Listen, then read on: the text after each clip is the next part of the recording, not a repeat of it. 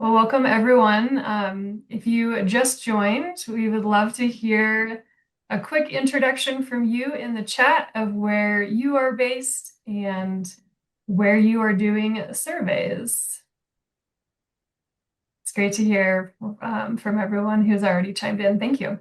So my name is Michelle Toshack. I'm a conservation biologist with the Xerces Society. I coordinate the Montana Bumble Bee Atlas, and I'm based out of Livingston, Montana. Joining me is Amy Dolan. I'll turn it over to you, Amy, to introduce yourself. Hi, everyone. Thanks so much for joining us tonight. I'm Amy Dolan. I'm the coordinator of the Mountain States Bumble Bee Atlas, which is Colorado, Wyoming, Utah, and Nevada. And I am based in Grand Junction, Colorado, where we are very warm and toasty these days. Lots of fires burning, high temperatures here in Grand Junction. But I'm excited to be here with Michelle and with all of you tonight to talk about how to begin to get those bumblebees identified to species. Great, thanks, Amy. So before we get started, I just want to point out some features in Zoom. You should have a bar of icons on the bottom of your screen. You'll notice the chat icon, which many of you have already found. So we'll be using the chat quite frequently this evening. We have some interactive elements. We'll be asking you to provide your thoughts. And feel free to ask questions as they come up. We'll either answer them live or one of us can respond to your question in the chat. But we do encourage participation. So a few other features of Zoom, closed captioning is available. To turn this on, you just click the CC icon, and this is an individual setting, so it shows up for you, but not for everyone else. This webinar is being recorded, and after the end of the webinar, a short survey will pop up. This is the first ID webinar that Amy and I have done for this region, so we really do welcome your feedback that you want to provide. Okay, so this webinar will be an introduction to bumblebee species identification, but we won't be covering every species for the entire region. We want to encourage you to learn ID without getting overwhelmed with too many details. So learning species ID takes a lot of patience and experience, so we'll start to build this skill set in this webinar. We'll talk about key features for ID, how to approach the process of ID. We'll cover the details to identify common species, species of concern, and some cuckoo bumblebees. This will be an interactive webinar where you will get to practice identifying bees using the ID guide for your region. We hope that you've had the opportunity to look at many bees this summer through your Atlas surveys and that this has piqued your interest in identifying the bees around you. It's really rewarding to start paying attention to the diversity of bees and which bees you're documenting on your Atlas surveys. However, that being said, ID skills are not required in order to participate in this program. Amy and I and our colleagues on the Bumblebee Atlas team, we review every single submission, and often we have lively discussions to figure out some of the trickiest bees. So it's our job to know species identification, and we will always put the final verification on your photos.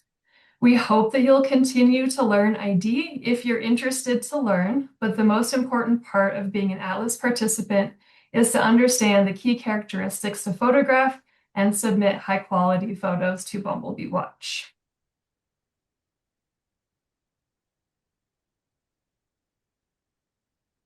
Throughout the Mountain States, we have 32 species recorded or expected to be in the 5-state region. 20 species are widespread across this area, and several species are only found along the edges of the region. Species we discussed today are those you can find in all 5 states. Some of the species of concern won't be covered during this webinar since they only occur in limited states.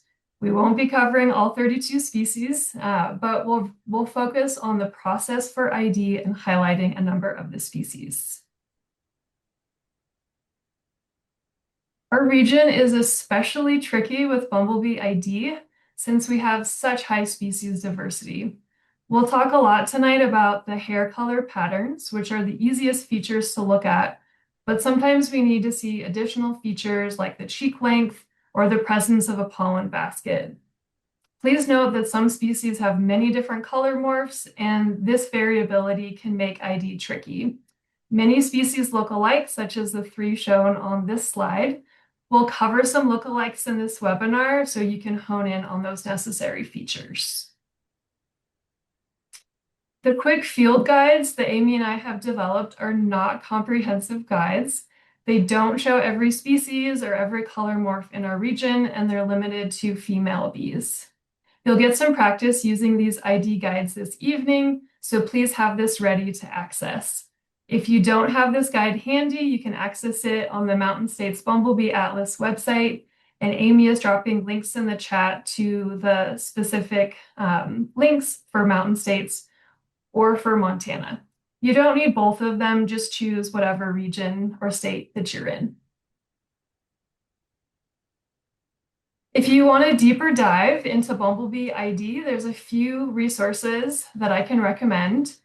So if you like to carry a paper copy of a field guide with you, we highly recommend using the Bumblebees of North America. This is a comprehensive resource that covers males, females, queens of all species in North America. This is the guide that our team uses all the time as we continue to learn and hone our ID skills. The other options are free PDFs that you can download online. Bumblebees of the Western United States and Bumblebees of the Eastern United States. Because we have range overlap in our region, you will need both of these ID guides. So as you approach a bumblebee and you start to think about identification, the first place to start is to figure out if it's actually a bumblebee. So just to review a few parts of bumblebee anatomy, a bee has 3 main parts: the head, the thorax, and the abdomen. They have 4 wings, the forewing and the hind wing. And let me just turn on my pointer here.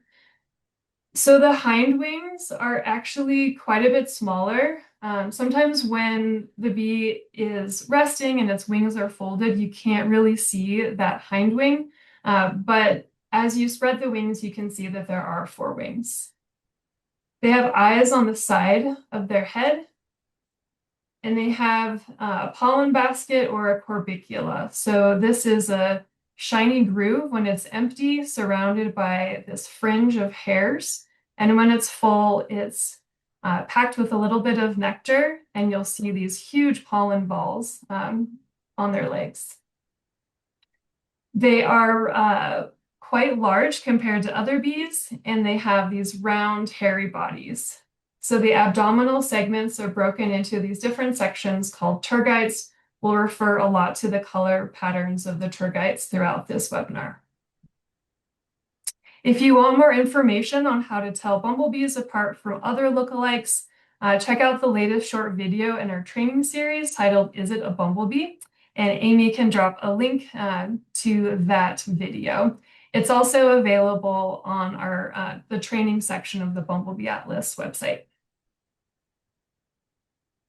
So once you've determined if it's a bumblebee, then the next thing that you'll ask is whether it's a male or a female.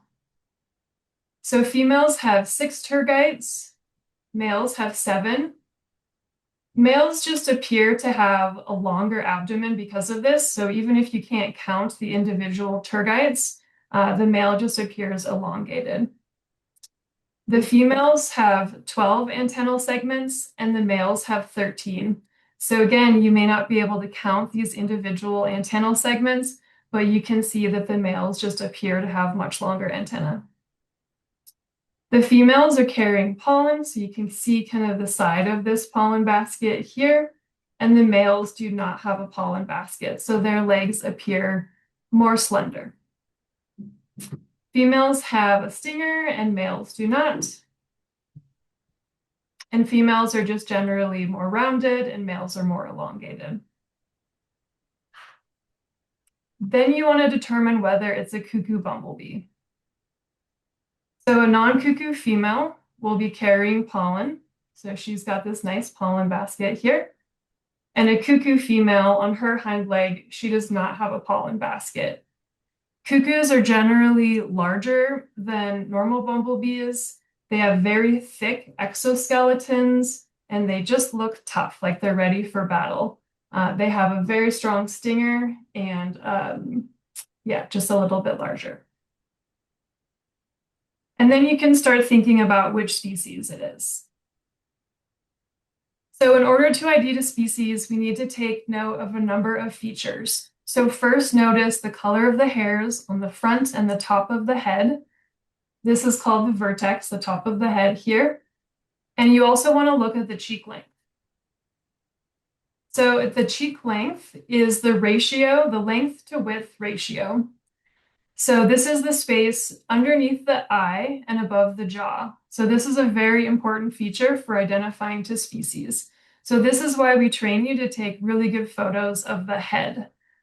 So what we're looking for is the length to width ratio.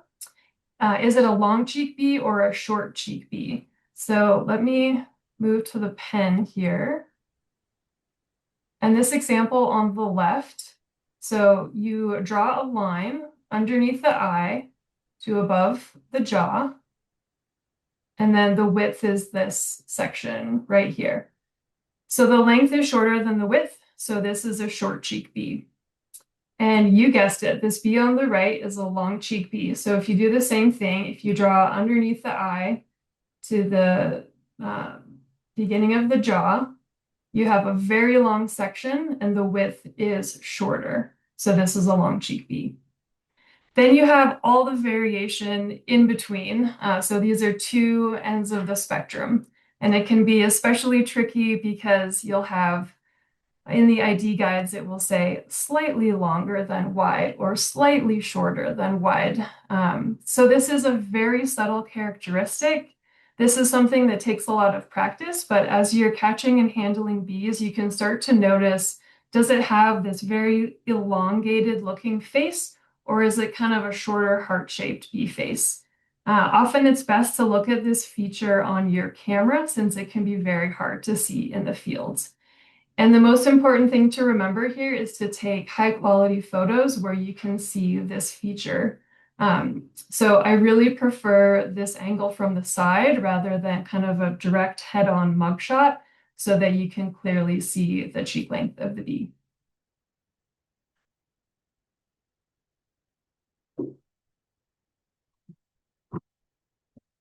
Okay, next we will look at the features of the thorax. So it's important to look at the color patterns of the hair on the top of the thorax and also on the side. So let me show you some photos of what that looks like. So this is a top profile. I can see between the wings, the majority of this thorax is yellow hair, the little black dot in the middle, but it's important to have a side profile photo as well. So here I can see the hair color underneath the wing is yellow, and you can't see that in this photo. For the abdomen, we want to look at the color patterns of the hairs on all of the tergites, which are the sections of the abdomen here. In order to photograph this, I highly recommend taking a number of photos of the top, the side, and the tip of the abdomen. So in this photo here, you can see the first tergite, second tergite, third tergite, and fourth tergite. The tip is kind of curled. They often curl under when they're cold, so you can't really see the tip of the abdomen from this angle here. You'll also notice the wings are spread, so I can clearly see the color pattern here. From the side angle, you can clearly see all of the tergites. This is often a very high quality photograph that we can get a lot of information from, including the color patterns of all of the tergites. But sometimes it's really hard to see the tip of the abdomen. So I recommend taking another photo where you can clearly see the tip of the abdomen. And here I'm showing you that I'm handling the bee with the wing, which is totally fine. It's not harming the bee to do this. You can pick them up from a leg or from a wing just gently so that you can maneuver the bee and see the tip of the abdomen. All right, now I will stop sharing and turn it over to you, Amy. Oh, excellent. Thanks, Michelle. I'm going to go ahead and share my screen. Hopefully that shows up. You can see that okay, Michelle? Yeah, looks good to me. Okay, awesome. So I'm going to continue with what Michelle gave us the introduction of what to look for. And in this section, we're going to start with kind of a big picture, like how do you approach bee ID when there's over 30 species in our region and a lot of them look really similar. And then we'll practice some of those ID skills, what to look for with some of our most common bees. All right. So, starting with just kind of a question, and you can certainly type your answer into the chat, or you can just think about your answer to this question. But imagine you had all of these bees that you had in front of you that you caught during a survey and you wanted to identify them. My past experience was I had bees in a museum situation, bees on pins, and it feels a little overwhelming when you've got hundreds or even thousands of bees in front of you. Here, there's just 10 bees in front of you. And there's so many different characters that Michelle just went through that we need to look at in order to ID them. So should I look at the face first? Should I be looking at the cheek length first? Should I be looking at the thorax or the abdomen first? What should I look at first? And there's lots of different ways to sort bees and to think about where to start. And there's no right or wrong way. But I'm going to show you one way to sort these. The one way that I sorted these bees is here. So I took the bees that were there, and in the top left, they're kind of the species that have a lot of yellow on them. So it's mostly yellow. Down below that, in the bottom left, are those species that have a little bit more black, like the black kind of stands out. And then over on the right, I've got all of those orange guys. And that's kind of just the first sort. Like, help me get my brain like, okay, I'm thinking about the bees that have orange on them, or the bees that are mostly yellow, or the bees that are black. And this is kind of the way that these ID guides are set up. So I dropped the links to the two ID guides in the chat, or if you have a printed copy in front of you. We really do want you to be looking and referring to that tonight and practice getting used to that. The ID guide is set up, organized by the color pattern of the tergites. And so I'm going to turn on my pointer as well. So if you look on your ID guide, there's a section where it says there's red, orange on T1 or T2 and T3. So if I'm looking at the orange ones, that's the top two rows of our ID guide. So here I see like this bee has, it's yellow, yellow, orange, orange. This bee is yellow with some black and then orange, orange, yellow. Here I've got yellow, yellow, some black and yellow, and then orange kind of near the tail. So this is how the ID guide is set up, is we're looking at the color pattern of the tergites. Here in the top left, I can see this one has yellow, yellow, yellow, yellow, yellow. So T1 through 5 is yellow. Here T1 through 4 is yellow. Here T1, 2, and 3 are yellow. So if you look at the ID guide that's in front of you, that's the organization. Okay, and so we're going to be practicing that as we go through. Here's what I just told you. So when you have a bee in front of you, then you're thinking about, okay, what section of that ID guide am I looking at? And then thinking about what Michelle went through, all of those key characteristics that we use to identify bumblebees. So we're thinking about the face, we're thinking about the thorax, we're thinking about the abdomen. So here are three pictures of one bee. This is a bee that's pretty common across our region. So if I'm looking at these pictures, here are some of the things that I notice. So I notice that T1, T2, and T3 are all or mostly yellow. So if you look at your ID guide, you're going to be in that section where it says T1 to T3 or all or mostly yellow. I'm then going to notice on the thorax that there's a lot of yellow on the top of the thorax, and in between the wing bases, there's yellow with a black dot. So a circle of black on the thorax between the wings.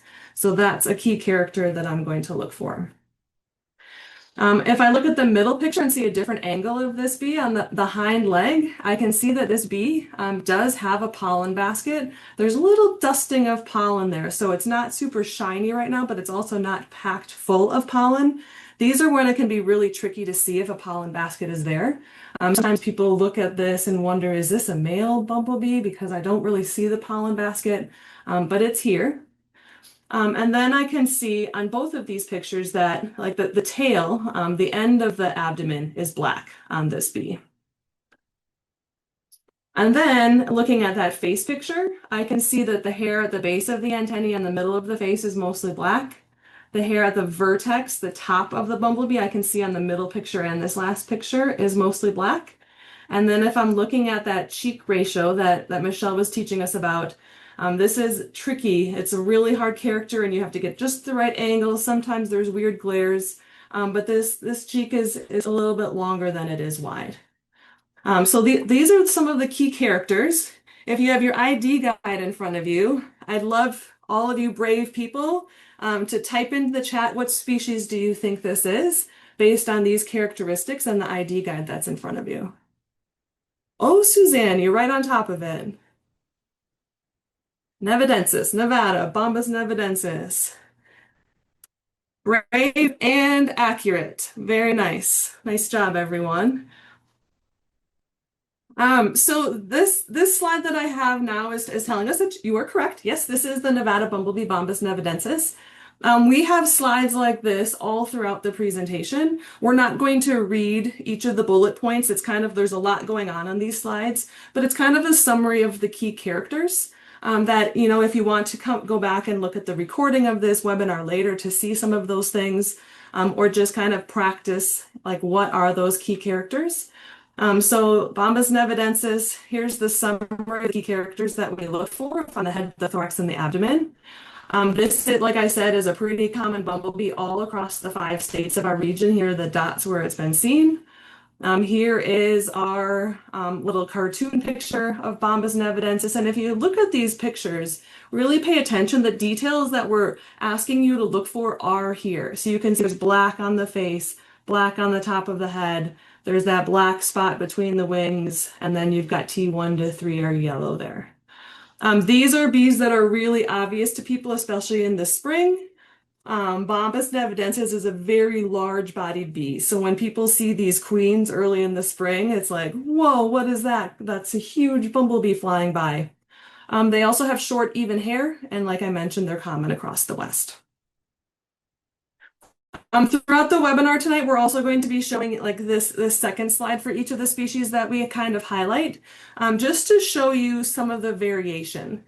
So this picture here is showing some of the variation of these species. This is what the queens can look like. This is what the workers can look like. And we don't spend a lot of time talking about males, but you will start seeing males. I've seen males already this year.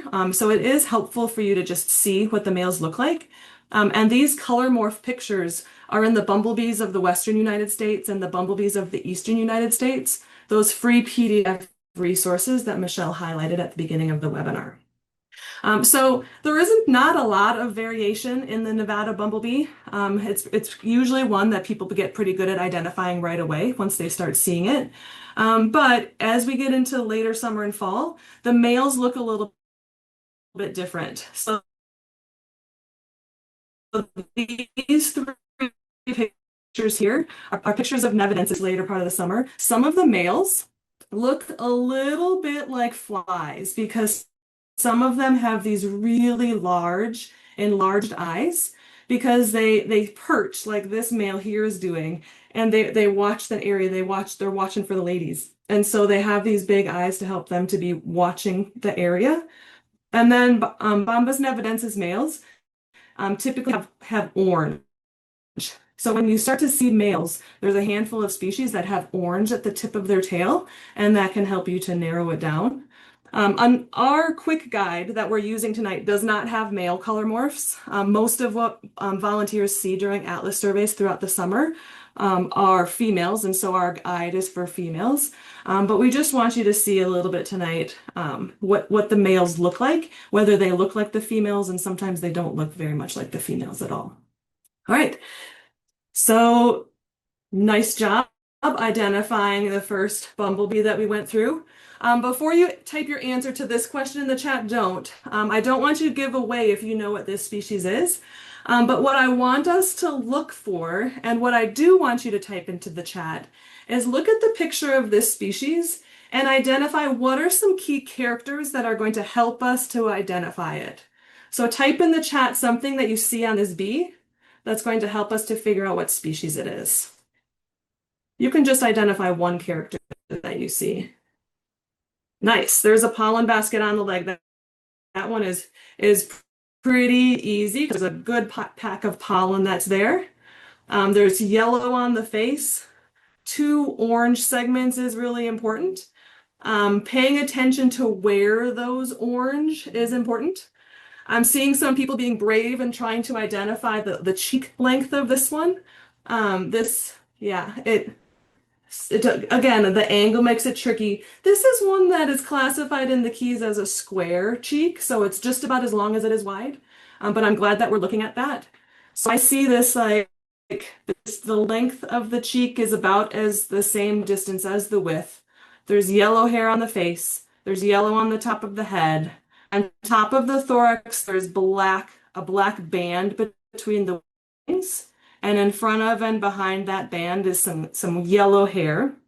And those orange segments are on T2 and T3. So this is yellow, orange, orange, yellow. It has a pollen basket, so we know this is a female, and we know that it's not a cuckoo bumblebees. So that's going to put us, if we've got yellow, orange, orange, yellow, we're in the section of our ID guide that says red, orange on T2 and T3. Based on that, if you know what this species is, go ahead and type the species in the chat. This color pattern could be hunt and this could be forest. This one is in fact Hunt's bumblebee, Sylvicola, that forest bumblebee in a little bit. They are really hard to tell apart. We even on Bumblebee Watch, when we're going through and we're identifying, there is some times where I can't tell if it's Hunt's or forest. And we actually have an ID that says red banded group. It's one of these red banded ones, but we just can't tell from the pictures that we have. So I appreciate that point that the angles really matter, is we need to see multiple angles in order to figure this out. So here's the summary of Hunt Bumblebee, Bombus huntii. You can see this is another very widespread species across our region. It is, I kind of think of this as the quote unquote classic yellow, orange, orange, yellow bumblebee. This is the one that a lot of people know because it is pretty common. And then this is the one that a lot of times, anytime people see one of those bumblebees that has orange bands on it, they just say, like, oh, it's hunts, hunts, hunts, hunts, without realizing the subtleties of some of these other species that are really similar. So this is, yes, Bombus huntii. There is not a lot of variation in this species. So here you can see the queen and the workers are pretty standard yellow, orange, orange, yellow with that black band between the wings. And the males of this species look very similar to the females. You're going to notice that they're a little fluffier. Like Michelle pointed out earlier, they're going to be a little bit elongated. They have longer antennae. And then something that I notice a lot with males is just they're shaggier, they're a little bit unkempt, they have a little bit of bedhead, it looks like. And a lot of times if you're looking at their faces, they have these adorable, I think they're adorable little mustaches. Here on this male Hunt's bumblebee, you're going to see yellow, orange, orange, and then yellow, yellow. There's an extra band of yellow that can help you to identify that as a male Hunt's. So this is a species where the males look pretty similar, not exactly the same, but pretty similar. But the point is made that we have a lot of these orange ones. As I go around and travel around the region and talk to people about bumblebees, they're like, oh yeah, I saw that orange one. And that orange one could be one of a variety of species. So let's just take a little bit of time to talk about what to look for in distinguishing between these really similar ones. Like we already pointed out, hunts and forest bumblebees, huntii and sylvicola are very, very similar. So one thing to look at first is that pattern on the tergites. So these first 4 here are all in that T2 and T3 are orange. So they have the yellow, orange, orange, yellow pattern with a little bit of variation in some of those. These 2 over on the right have yellow, yellow, orange, orange. And if you notice that yellow, yellow, orange, orange pattern, That narrows you down to these two species, Bombus flavifrons and Bombus centralis. So that's a really key thing to notice is if there's two tergites of yellow followed by two tergites of orange, that's going to get you down to just those two species. So then we have to figure out what are the subtleties to look for. So one of the things to look for is there black hairs mixed in with the yellow? So that's how you tell Bombus flavifrons apart from Bombus centralis. You see here that Bombus flavifrons, the thorax is not like a bright yellow color. It looks almost gray, kind of dirty. And that's because if you look at the hairs on this specimen, if you have one of those bees in front of you, there's a lot of black hairs mixed in with the yellow. This might not be a circle. This might actually be a band between it. So there is some variability. But you're looking for, is the yellow on the thorax and on the face clean yellow, all yellow, or is it mixed with black hairs on the face and the thorax? And there's a whole spectrum of that. This can be a really tough thing, like, oh, I see a couple black hairs. Does that mean it's flavifrons? Does that mean it's centralis? And sometimes they're really, really obvious. So that takes care of those two. Over here, we've got some of those same characteristics. So Bombus melanopygus, the black-tailed bumblebee, it also has black hair mixed in with the yellow, especially at the front of the thorax. This is one that it's usually pretty obvious. And you're going to notice that it's got a black tail. It doesn't have that extra yellow segment after the orange. So that's something to watch for to distinguish that one. Rufus cinctus is a really, really tricky bee. It can look like just about anything. It has huge variation. But something to look at for Rufus cinctus is if you're like, something, it looks kind of like hunts, it looks kind of like something else, but something looks a little amuck with it. Look at the face. Bombus rufus cinctus has black hairs on the face, where all the rest of these have yellow hairs on their face, or at least yellow is mixed with the black. And then almost always on T2, there's like this little patch of yellow that's there. And it could be orange on T2 and T3. It could be black on T2 and 3. There's a lot of variation, but those are two things to look for, as well as a very short cheek. I think that the cheek picture that Michelle used as her example at the beginning of the short-cheeked bumblebee is Bombus rufus cinctus. The red-belted bumblebee. It's one that you can look at and see like, oh wow, yep, that's a short cheek. Here's the tricky one. Bombus sylvicola, the forest bumblebee. One is think about where you are. If you are at 9,000 feet or higher, it's a good chance that you have this bumblebee instead of hunts. If you're at lower elevations, you're not going to be seeing the forest bumblebee. This is a higher elevation bumblebee. And higher elevation bumblebees tend to be a little bit shaggier. Their hair is going to be a little bit longer. They're not going to look as groomed. So that's something to look for. Again, there's a lot of variation. It can be really tough to tell, like, is that shaggy or is that not shaggy? It takes just a lot of practice to do that.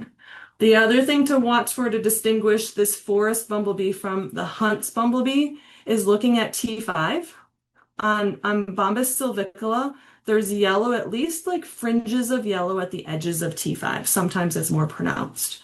So you're thinking about where am I? Am I high enough elevation for this species to be here? Is it kind of shaggy? Does it look like it lives in this cooler environment? And check out T5. And then really make sure you get pictures of those things, right? All of these characters that I'm pointing out that are going to tell the difference between these is we need pictures of those characters. And then Bombus bifarius, the two-form bumblebee is another one, especially in Colorado. It really looks like hunts a lot of times because sometimes this black is not so pronounced. But key thing for Bombus bifarius is if you look at the black hairs between the wings, they swoop back in a V that goes all the way to the back of the thorax. And it almost looks like when you're looking at this bee that there's two little pom-poms of yellow on the back of the thorax. And then there's always going to be at least some black on T2. Sometimes it's really obvious like this one, and sometimes it's not quite so obvious. So those are the little minor characters that we use to tell these look-alike species apart. Why do the color patterns of the artwork bees on our account verified bees listing change when the cursor hovers over it? Um, Hi, James. I see your comment, your question that's there. So on Bumblebee Watch, when you're using the guide to help you identify your bees, and then also once they get verified, if you hover over something that has more than one color form, it will change color forms. So Bombus bifarius has a version where there's no orange on it at all.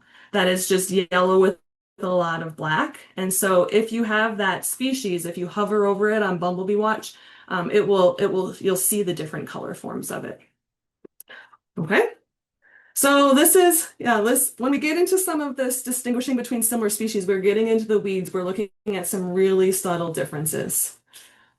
Okay, so here is another one of those quote unquote orange ones. So thinking about those subtleties that I just told you about, use your ID guide and type into the chat, what do you see? That's going to help us to figure out what species this is. What are the key characteristics that you see in these? These are three pictures of the same species. They're not the same individual, but they're the same species. Nice. Black V on the abdomen. That is a really important character to see. On T2, we've got this black V that's there. And John has identified for us the black V on that abdomen, the black that's on the thorax. Those are really key characteristics so that we know that this is Bombus bifarius, which is the two-form bumblebee. There's a lot going on this slide because there's a lot of things to talk about with this species. Like I said, I'm not going to read through all of these details, but the stuff that is highlighted in black are the key things to look for. Look for that black V dividing the yellow hair at the back of the thorax, and look for that black notch in the middle. This species in Colorado has another common name, the Colorado black-notched bumblebee. So that is something to watch for. And Greg, I love that you just said pom-poms because I sometimes forget that not everybody knows what I'm talking about when I say that, but now you all do. If you look at this, you can see that it almost has it's got two little pom-poms of yellow here, and then the black hairs go down in between there. The black hairs go all the way down to the back of the thorax. You have to be really careful because sometimes bumblebees, when they're flying around and it's windy or they're flying through plants and they've had a hard life, sometimes their hairs rub off and the exoskeleton underneath the hairs is black. And so I have seen pictures, I know that some of you have submitted pictures where the wings are really beat up, like they don't have this nice clean edge and they're really beat up. And then there's just naked patches on the bees. So you have to be careful because sometimes things might look like they have pom-poms, but there's not actually black hair. It's just like nakedness there. And so always you can check to see, are the wings kind of nice and clean? Or the wings really beat up to help you to be able to say, oh, like that's black because it's lost its hairs. And you can usually tell that when you're handling the bee and taking pictures of the bees. Another thing when you're looking at Bombus bifarius, sometimes this is really obvious, sometimes it's not so obvious, but if you can catch the right angle and the right light, when you're looking at the pollen basket hairs, like those long hairs that fringe the pollen basket, their tips are kind of an orangish brown. And sometimes these individuals, especially I notice this a lot, like further north in Montana, their feet, the exoskeleton on the tips of their feet is almost like a brownish reddish color. So that's another thing that you can look for to help distinguish this from other species. If you're looking at Hunt's bumblebee, Bombus huntii, those corbicular fringe hairs are very black. So that's another thing to be looking for Bombus bifarius. This is a taxonomically very messy species. And some of you, like people have asked me this question already. So the picture here of this map is showing a map that comes from the bumblebees of North America. And it shows just the huge diversity of this Bombus bifarius species. The pictures here are showing, again, the huge diversity of this species. In Colorado, every Bombus bifarius I've seen is this orange version. In Utah and Wyoming, there can be something in between.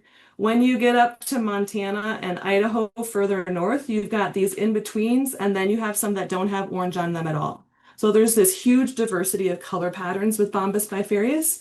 In fact, this is a species that some taxonomists have classified into two different species. And so when you identify something as Bombus bifarius on Bumblebee Watch, in parentheses, it says including Bombus vancouverensis, because there are some taxonomists that think that we have two different species here. That this really orange form that's kind of in Colorado, Wyoming is Bombus bifarius, and then you get up here and you've got vancouverensis. And there's even some people that think that there's maybe 3 or more species that are there as well. So just know that there's a lot of variation, but notice that all of them have those pom-poms. So that's a key thing to look for when you're looking at Bombus bifarius. So here again is the screenshot of the variation from the bumblebees of Western US. And this is if you're looking for males of Bombus bifarius. Again, they're going to be shaggy.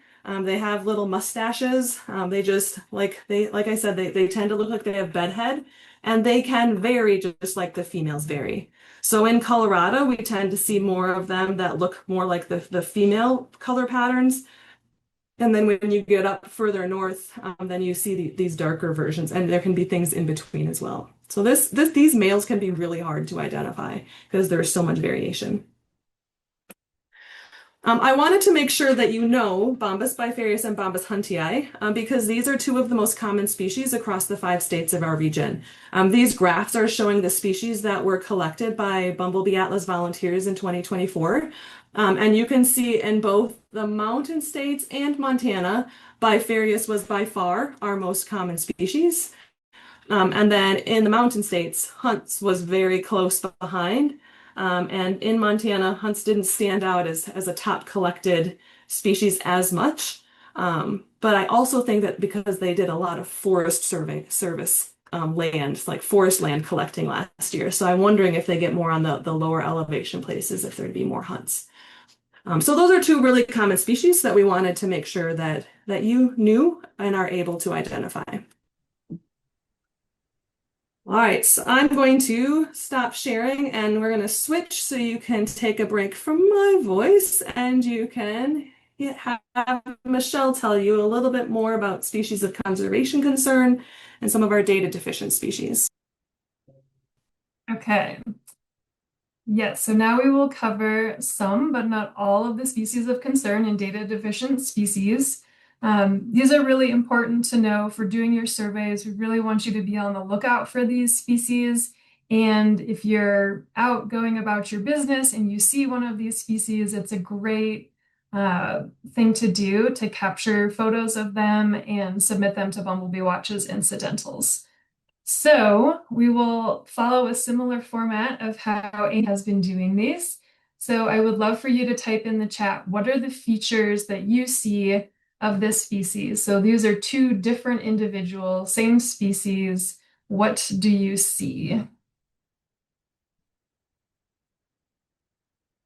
Yeah, so the white tip of the abdomen on both of them immediately stands out. There's a big glob of pollen on there, so we know that she's a female. And lots of people saying the white rump, this is good. I love that someone pointed out the face is black with a little bit of yellow hairs mixed in. So this is great. The other thing that I want to point out, so we'll just start at the beginning. So the hairs on the face are black intermixed with a little bit of yellow. I see black hair on the vertex or the top of the head here. There's black in between the wings. The first tergite is black. This is something I really want you to key into. This is not super common with a lot of bumblebees, and this is one thing to watch out for both males and females. So I see black on T1, black on T2, yellow on T3, and white on T4 and T5 here. For this individual here, I see black on T1, black on T2, black on T3, white on T4 and T5. So who is she? Now you can give the answers of which species it is. This should be an easy one for all of you. Yeah, so this is the Western bumblebee, Bombus occidentalis. Good job. You all have passed your test as Atlas volunteers. So another thing to point out, the cheek length is quite short on this bee, so that's another thing that you can use to distinguish between other species. And just to point this out again on another individual, you can see very clearly this T1 is black here. Something to look out for, the tip of the abdomen, we want it to be bright white and super obvious, but there is a little bit of variation of this species where the tip of the abdomen might be creamy white. It could be a little yellow or even varying into orangish. So just know that sometimes that color is not super bright white. Um, this is a species that is found throughout our region. I know it's most found in western Montana, but there are some records from the eastern part of the state as well, and generally throughout the Rocky Mountains. This used to be our most common western bumblebee species in western North America. Now it is in steep decline in some parts of its range. This is a bee that pretty much disappeared from some of its coastal habitat on the Pacific Northwest and was a huge impetus to start the Bumblebee Atlas program. This raising the alarm that this used to be super common bee is now disappearing from places that we expect to find it. Let's get community scientists involved to figure out what's going on with this bee. For a big part of the Rocky Mountains, this bee is doing well, it's still in decline, but it's not declining as steeply compared to other places. So I know for the greater Yellowstone ecosystem, it's declining by about 15%, which is not as severe as in other places. So it really is a responsibility for all of us to better understand this species, its habitat use, its floral preferences, so that we can conserve it throughout our region. So for males, I just want to point out T1 is also black. This is an important thing to hone in on here. And this is a good example. See the tip of this abdomen? It's a little bit orangish, so it's not that bright white as you would expect. So they do look a little different from females, but you will find that consistent T4, well, T5 and T6 are either white or orangish for males. All right, now we get to move on to another species. So what are the features that you notice about this bee?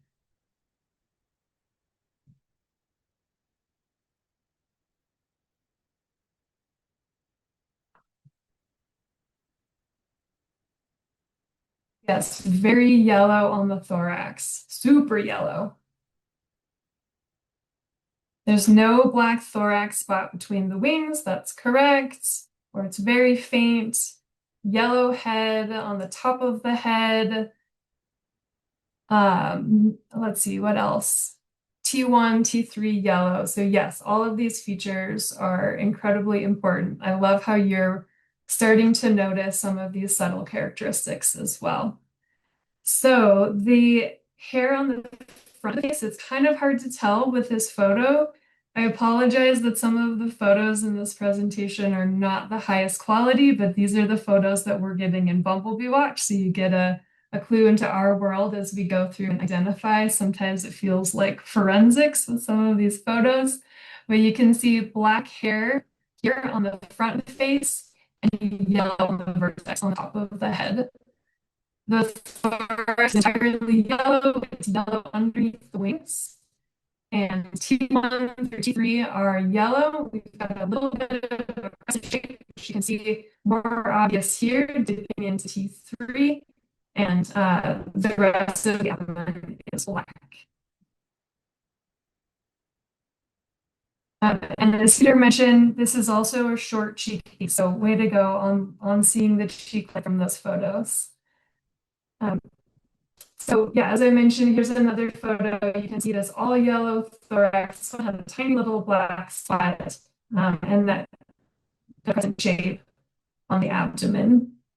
Another thing to notice, so this is Morrison Bumblebee. Sorry, I didn't give you the opportunity to guess. I got a little excited with this bee. Another thing that you can notice is that it just has short, even hair. Like this is a very well-kept bee. And it's found in drier habitats. So this bee was detected last year in Montana for the very first time. This was outside of Billings, but it is more common in the southern portion of its range. This is a bee that I'm particularly interested in. I would love to get more records of this in Montana. For the males, it's Hey, a Michelle, similar. can I just jump in? Can I just, oh, sorry, can I just jump in for a minute for Yeah, Morrison's?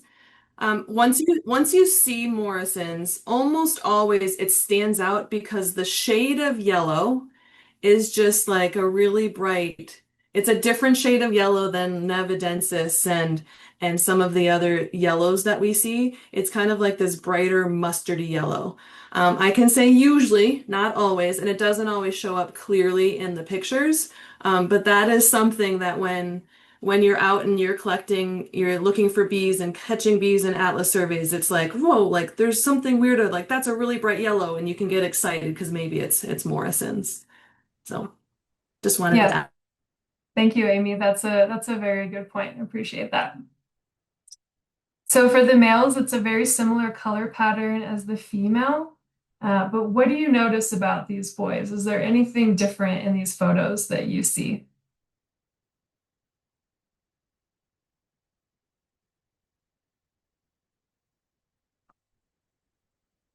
I see another question, so I'm going to answer that while you're looking at these photos.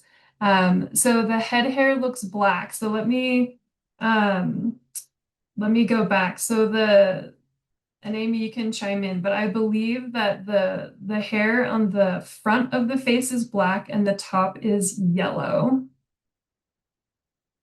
And looks like on these guides there can be some intermixing. So there is some variation with the hair color on the front of the face.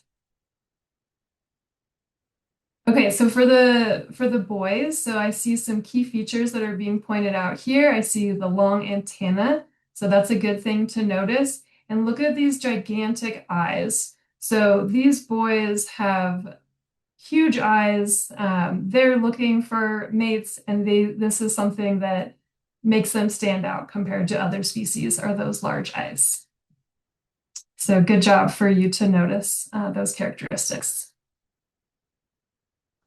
Okay, so for this next species, what are some of the features that you notice?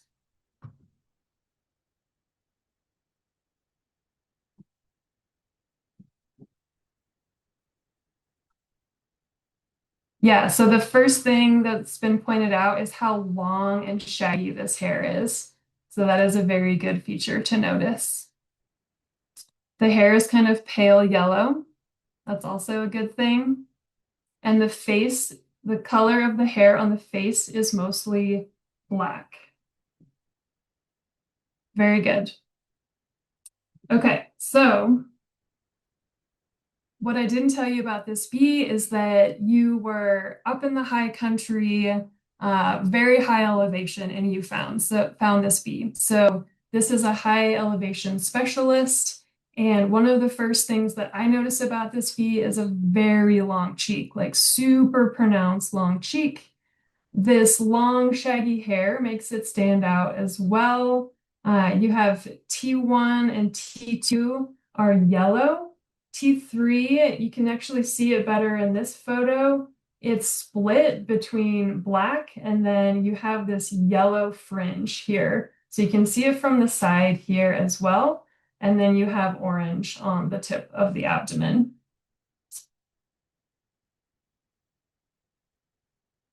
And the hair on the head is black, as someone pointed out. So which species do you think this is?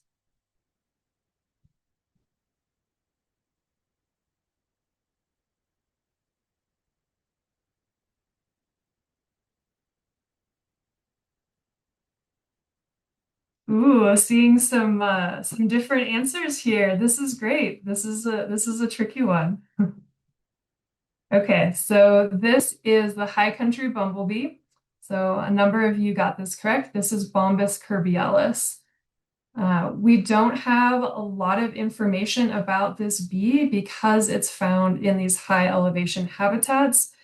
So if you want to explore more in the high country, now is a great time to do it as flowers are drying up down low, and you can go and look for this bee.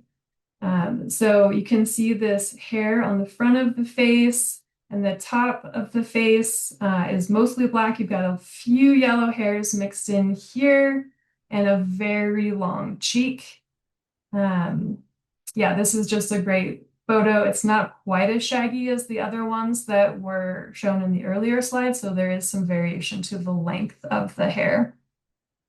There's a question about what elevation. I think on our ID guide, we defined high elevation as above 6,500 feet, but that is totally dependent on your region. And so, yeah, I know in Montana, I see this be more around 9,000 and 10,000 feet. Amy, do you have a sense for mountain states? That's what I would say as well. The places that it has been recorded in the mountain states are 10,000 feet. I was up at 11,000 feet over the weekend and I found it. But when you get into the like slightly lower elevations, when you're like 7,000 to 10,000, and you see bees that look like this, is going to be some of the other ones that you named, like Bombus mixtus, Bombus frigidus, Sitkensis if you're up in Montana or northwestern Wyoming. And then you have to really pay attention to those other characteristics that we talked about with the lookalikes. Bombus mixtus, the fuzzy horn bumblebee, has a lot of black mixed in the front of the thorax. Bombus frigidus is really hard to tell apart from this one, but it has a short cheek. And so then we just are keying in on some of those other ones. But this is, yeah, like 10, I would say like 10,000 feet or higher is where this one has mostly been recorded. Mhm. And for Sitkensis, the back of the thorax will be very dark. So that's a key thing to look out for Sitkensis.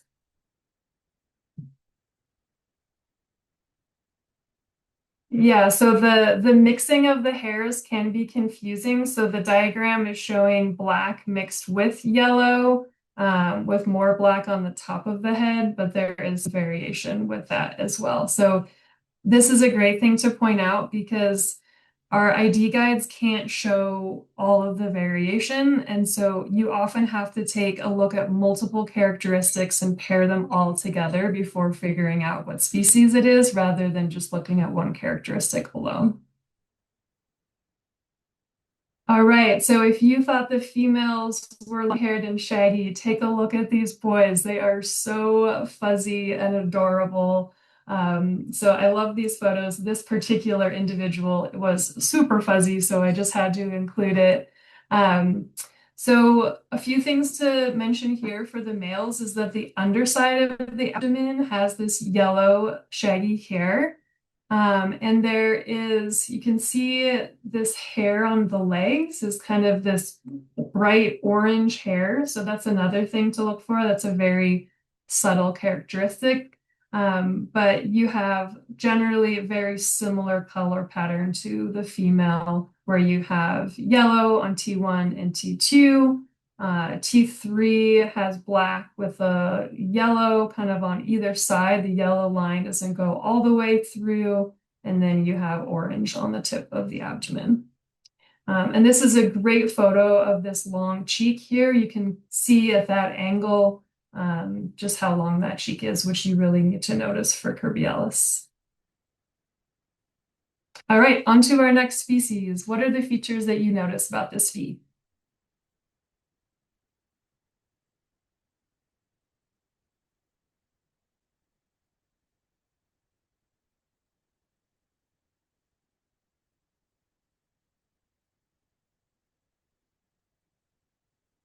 Yeah, so black hair on the face. So black hair on the front of the face and the top head.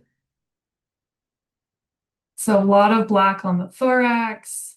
That's great. A lot of people are noticing that feature. What else?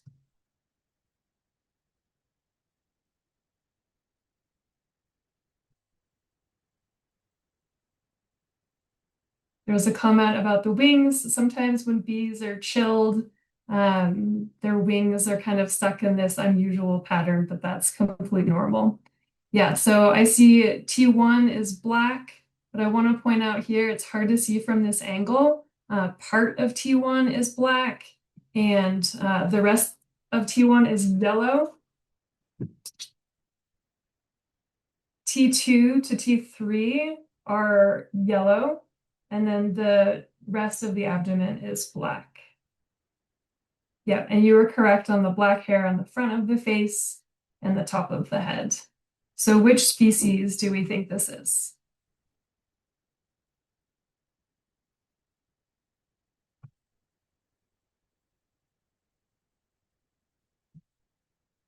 You all are such pros. You're so good at this. Good job. So this is Bombus pennsylvanicus, American bumblebee. And I want to point out that the cheek is just longer than broad. So this is not an obviously long-cheeked bee, but it is slightly longer than it is wide.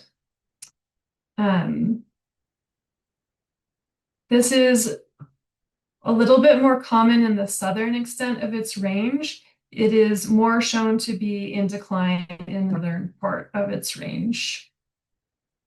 And that thorax is pretty obvious and separates it from some other species of having this black in between the wings and the back of the thorax. Also wanted to mention the Sonoran bumblebee. So this is a subspecies. We consider this as one complex when you go to enter it into Bumblebee Watch, but it looks a little different from this color morph that we have here. And so the Sonoran bumblebee has yellow behind the wings, and T1 is all yellow. See how in this cartoon it's showing T1 is partially black and partially yellow, whereas Sonoran will have T1 be completely yellow.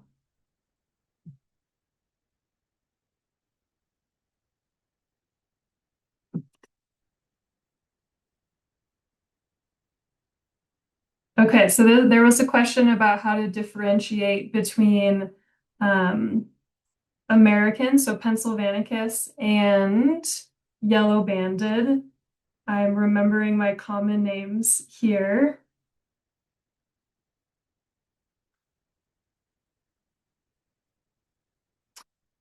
So That's terricola, right? One is yeah, I struggle with it. So yellow banded is yeah, Bombus terricola, and yes, they are very, very similar. Bombus terricola is mostly an eastern U.S. species, and so if we find it in the West, which it's possible, especially on the eastern side of our region, it would be kind of a big deal. I have not looked at Terricola a lot, so I would have to go back to the Bumblebees of North America and review, but I think the key thing is Terricola has a short cheek. And so that's a yeah. key thing that we would need on that one. Terricola has a short cheek, and the other thing is that T1 is completely yellow, whereas Pennsylvanicus or Sonoran will have black and yellow or yellow. So you really have to hone in there and the cheek length. And there's another species that looks really similar. That's also an eastern species, which is Bombus oricomis. This is like a species pair with Bombus nevadensis for us. So they say that Bombus nevadensis replaces oricomis in the west, but in the middle of the U.S., they could possibly overlap. So it is possible that we could have oricomis on the eastern side of our region as well. And then you really have to pay attention to the hair color on the top of the head on that vertex. Oricomis has yellow on the top of its head, and it's not always really obvious. Sometimes it's just a couple little wisps of yellow in the black. So I'm glad that you pointed out the yellow banded because the yellow banded Oricomis, I can't think of what its common name is. So Terricola, Oricomis, Pennsylvanicus, and even Nevadensis can be in there. They look really, really similar. And those are ones that eastern species coming into the west where we should watch out for them. If something just looks a little off, looks different from the other species, other Pennsylvanicus that you've seen, it could be one of those eastern species, especially if you're in the eastern part of our region. And Oricomis and Nevadensis both have long cheeks, so that's another thing to look for. Great questions. I love this. All right, so looking at the males, the male color pattern has lots of yellow, less black hair on the abdomen compared to the females, and it has this orange tip of the abdomen. I want you to also look at the eyes. So the eyes are pretty normal size for male only. They're not super enlarged like Nevadensis or some of the other species that have those huge eyes.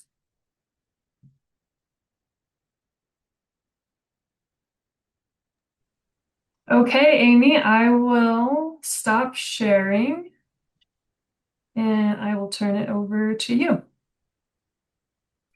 So let's talk about cuckoo bumblebees. This is a small group within the bumblebees that we have. We have these are the ones that during our trainings, our webinars, we talked about them as social parasites. So they only have the females and the males. There's no workers because they will take over the colony of one of these other species and basically usurp that nest and trick the host workers into rearing their offspring. So on the ID guides, we're looking at a small number of species that are in the bottom right. In the mountain states, there are 4 cuckoo species that have been documented here. One of them, the last one that's listed there, the variable cuckoo bumblebee, Bombus variabilis, there is one record from Colorado that was verified. That is an eastern US species that, like some of these others we've said, could kind of creep into our region where the eastern and western bumblebees kind of collide. So it is possible that variabilis would be here. But for our whole region, all 5 states of the Rocky Mountains here, we're looking for the indiscriminate cuckoo bumblebee, the fernald cuckoo bumblebee, and the suckly cuckoo bumblebee. So we're just this will maybe, well, I could say this will be easy because you only have 4 possibilities when we're trying to identify them. But it's not easy because our cuckoos look very, very similar and their color variations look really, really similar. And this is one where just the subtleties of real life definitely do not necessarily match the little cartoon pictures. So they can be tricky. But this is a cuckoo, so we know that it doesn't, something that you should notice right away, because I've given away that it's a cuckoo. This is a female bumblebee, and she does not have a pollen basket. So if you were looking at this species just like on one of your surveys, that should be something that you notice, like, oh wow, doesn't have a pollen basket, which means it's either a male or it's a cuckoo. And then you're looking at that body shape and how many does it. It has 6 abdominal segments, and it doesn't have those longer antennae. So this is a female. It's a female without a pollen basket, so this is a cuckoo. Besides that, looking at this picture of this cuckoo bumblebee, what are some key characters that you notice on this one? Go ahead and type some of the things that you're noticing into the chat.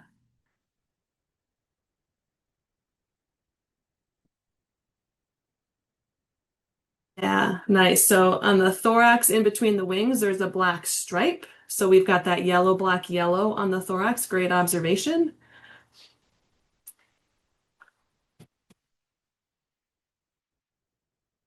Yellow near the tail, yellow near the butt. That is something that's going to help you figure out that you're looking at a cuckoo. So Michelle pointed out with the Western bumblebee, Bombus occidentalis, that it had black on T1, and that's pretty uncommon for most of our species. But the cuckoos are ones where you're going to see that there's black here. So we've got yellow the yellow is confined more to the tail of this individual. Ooh, I see that some people are noticing some pom-poms on there. Yeah, that's kind of like bifarious. That's a great thing to notice. And then you know that it's not bifarious because it doesn't have a pollen basket and it doesn't have yellow on T1. Um, Gary said black hair on the face. Sarah said all black head. That's really, really, really important when you're looking at the cuckoos. So on this individual, I see black on the face and black on the top of the head. And then I see this yellow, black, yellow that a lot of you pointed out. And then the first 2 tergites are black. and then there's some yellow after that. Which of our three or four cuckoo species do you think this one is?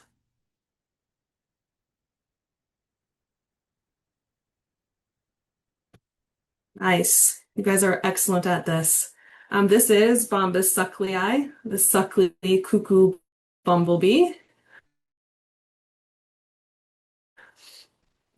This is one of our species of conservation concern. We definitely want you to know to be watching for this bumblebee because if you find it, it's a really big deal. This is one that has not been seen in the US since 2016.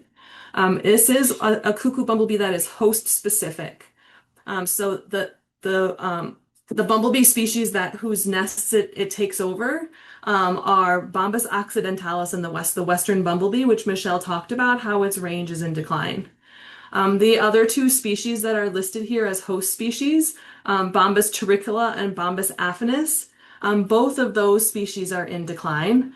Bombus affinis, in fact, is the rusty patch bumblebee, which it was the first bee species to be actually classified as an endangered species under the Endangered Species Act. So Bombus sucklei was proposed for an endangered species listing earlier this year in January. So it's going through the process of being listed as an endangered species. This is one that used to be a little bit more common across the region. You can see where these dots are. If you think about across our region, Bombus turricula, Bombus affinis are both eastern US species.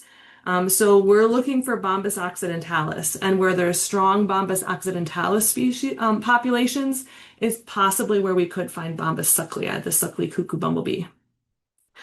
So that is what we want. We want to make sure that you're looking at this.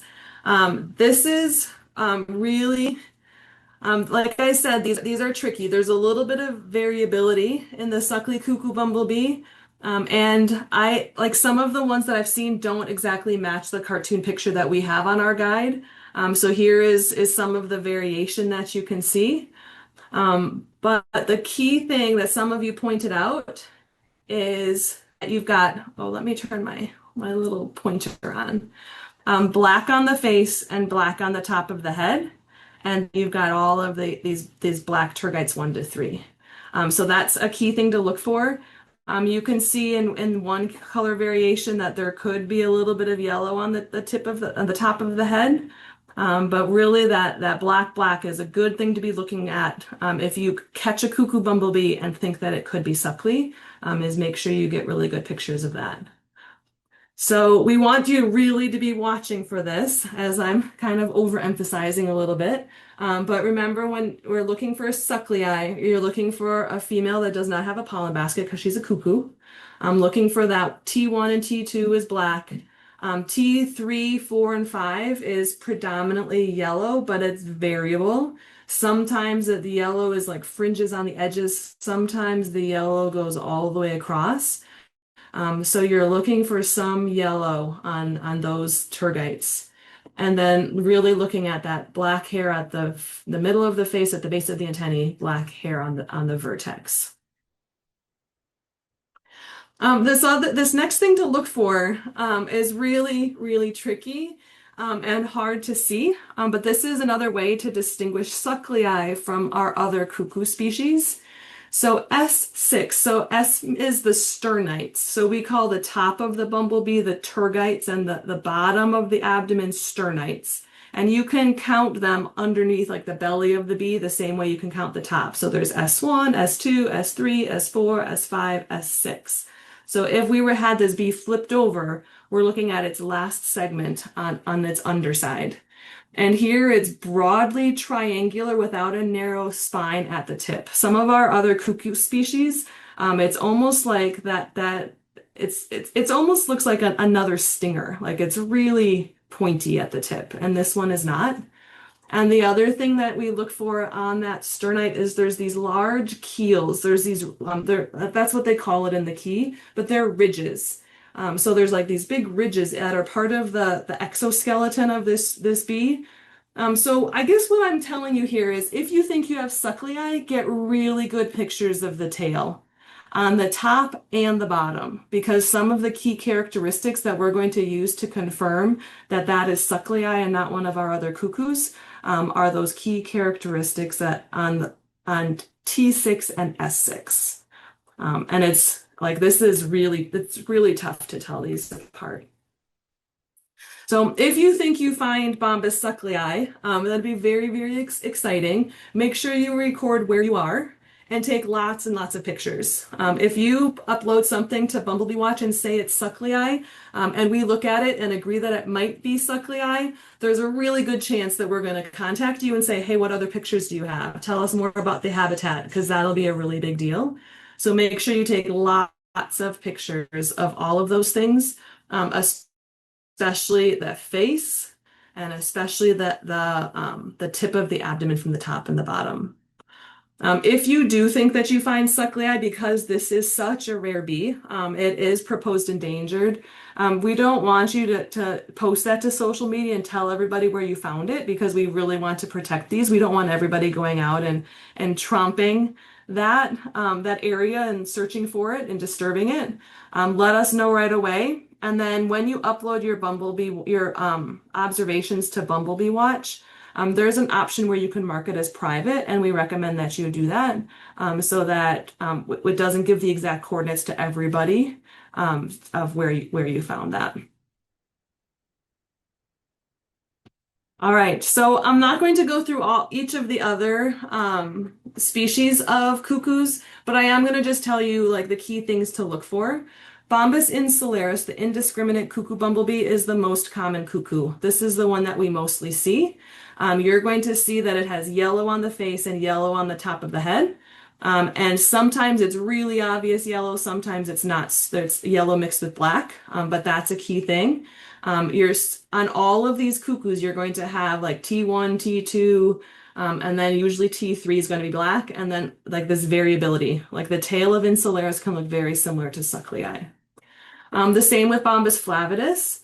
This is going to have like a similar color pattern of the abdomen, so we're going to be looking at some other characteristics. Notice that here on the top of the head, it's yellow and its face is black. So those face pictures are really obvious, or those face pictures are really important for these species. And then if you're seeing this species, Bombus flavidus, T6, so its very last segment is strongly curved under. Sometimes it's almost like its tail is pointing forward, like it's really curved under. And I have a picture that I can show you that as well. Like I said, if we find Bombus variabilis, it would be very exciting. We have only one record in our region from Colorado. That one should be pretty obvious because we don't have any other bees in our region that have no yellow on the abdomen. So if you catch a bumblebee and you're like, whoa, there's no yellow on the abdomen at all, take lots of pictures of that one as well, because that's a really rare species. So this is Bombus insularis, the indiscriminate cuckoo bumblebee. This is the cuckoo that you're mostly going to see. This is the most common one.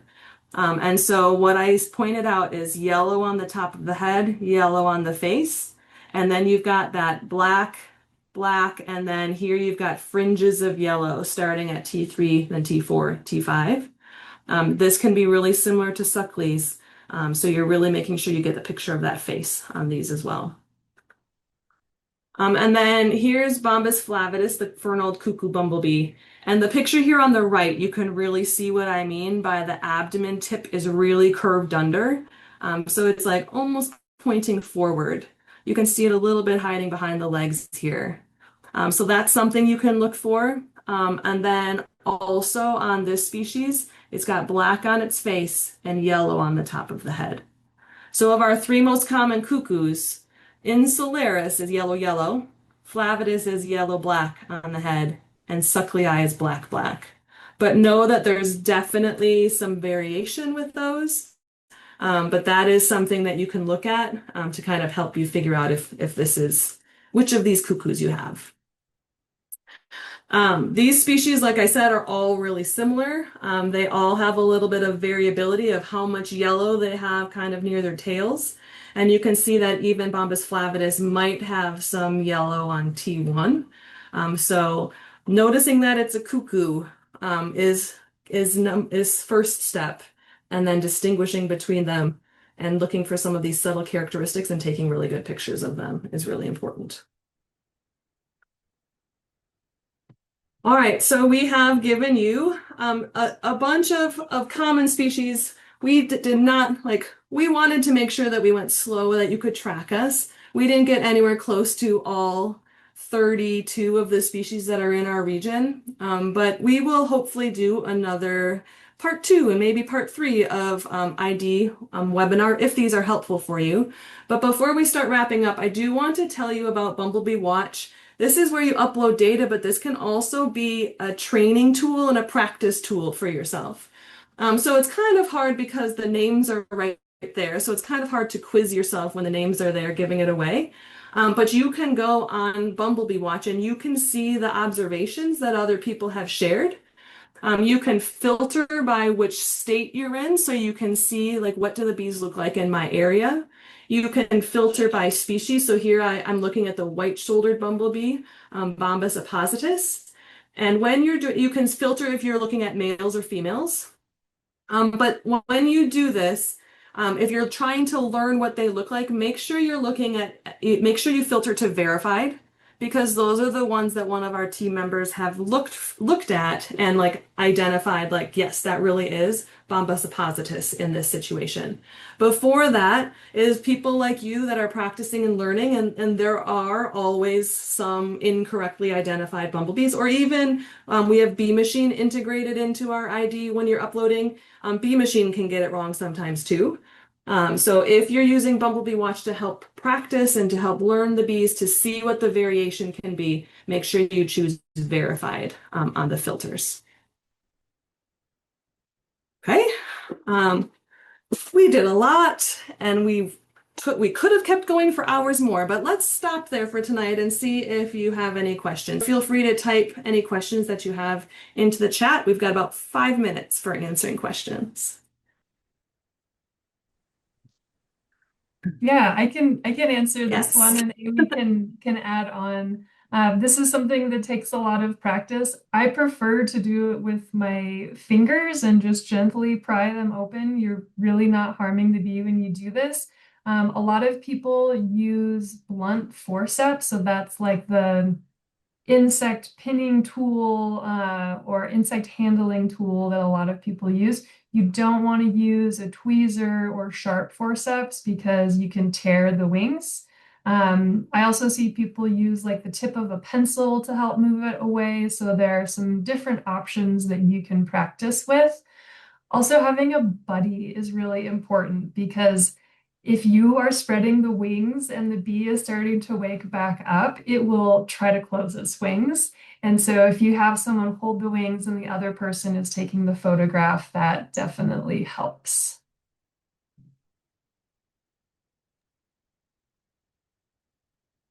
Do I see your question in the chat about being unsure of your IDs in the first surveys and have not been guessing at species is that preferred?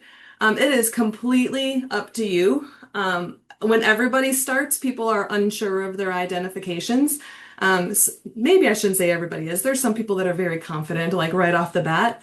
But you can guess at species if you want to. You can click, when you're uploading your pictures, you can click on the button and let Bee Machine, where there's a button that says, let AI tell you what this might be. So you can see what Bee Machine thinks it is when I'm using an AI tool, or you can use the field guide on Bumblebee Watch, or you can just say Bombus spa, and like, I don't even know what it is. And Amy and Michelle, that's your job to identify the bumblebees. I'm just taking pictures, and that's fine as well. Some people really like to guess. And then once they get verified, they go back and kind of check to see, if they got them correct and what they thought it was and what it actually is. And that helps them to learn. But it's totally and completely up to you. Thanks for the question. Yeah, and you'll get an email from Bumblebee Watch once your records have been identified. So it's a really good way to check and see if your IDs are correct. So that comes from Bumblebee Watch and not from us. So just watch for that in your inbox.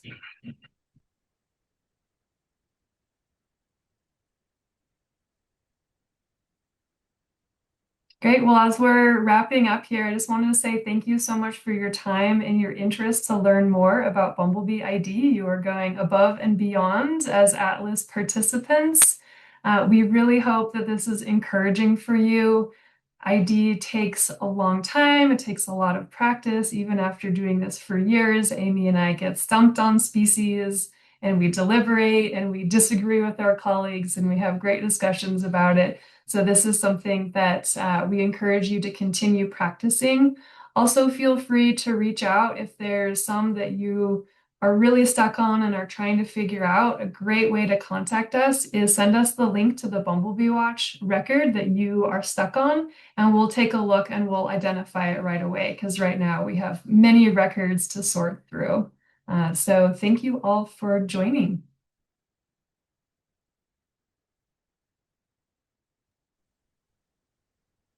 I just see one question came in and we have like 1 minute to go. So does Bee Machine get confused if there's other objects in the picture like the tip of a pencil? That is a great question. This is the first year that we have the Bee Machine AI option integrated in. So far, it has not been an issue. Like I have been using it from all of my own observations just to see how confident Bee Machine is and if how accurate it is. And fingers have been in the pictures and pencils and other things. I don't think it gets confused, but we don't know because we don't know for sure because we're just kind of trying it out. So we are tracking what Bee Machine says, what we verify it as. We're still going to look at every bumblebee picture that gets uploaded in this kind of trial year of seeing how well does AI do. Yeah. Thanks, everyone. Just a reminder, as you exit the webinar, you'll get a little survey. So any feedback that you have is welcome by us and our team. So thanks so much, everyone. Thanks so much. Have a great night.